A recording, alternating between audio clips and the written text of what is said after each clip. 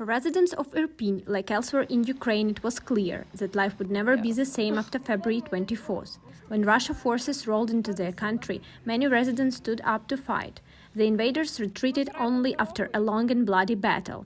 But some residents, like Olga Ovcharenko and her family, made the choice to run and leave to fight another day. With Russian troops just a kilometer away and missiles landing a few meters from her home, Olga, her husband and daughter packed a few belongings and with their pets left. As they fled west on a highway, Olga said the Russians continued to attack and all she could think of was saving her daughter. We said to her, if something happens, you just get out of the car, crawl out. Don't look at me and Dad. We are adults, we can handle ourselves. You also don't look at the animals, we can handle them too. You climb out of the car, look for people in Ukrainian uniforms or people with children to help you. On that day, they were sure that it would be a one-way trip. We thought there would be nothing to come back to. Olga's mother, Maria Bovanko, had to be convinced to flee. I never thought people could be so inhuman. I thought it would not continue, that they would go away.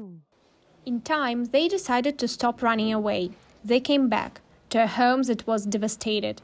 The Russian assault spared nothing. The neighborhood in Bucha was the scene of a massacre, so far one of the conflict's worst atrocities. This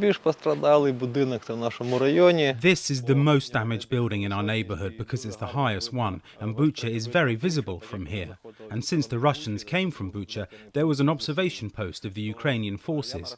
I counted at least 23 artillery hits on the front side. Months later, the buildings are still in ruins, but the biggest tragedy in Irpin is the broken lives and lives lost. There were mass graves here in the square. 19 people were buried. They were our neighbors. People here have no idea when peace will return. What is certain is that life will never be the same. But to people like Olga Ovcharenko, who chose to come back, living to see another day gives them hope that one day they will rebuild their homes and their lives. Anna Chernikova for VOA News, Irpin, Ukraine.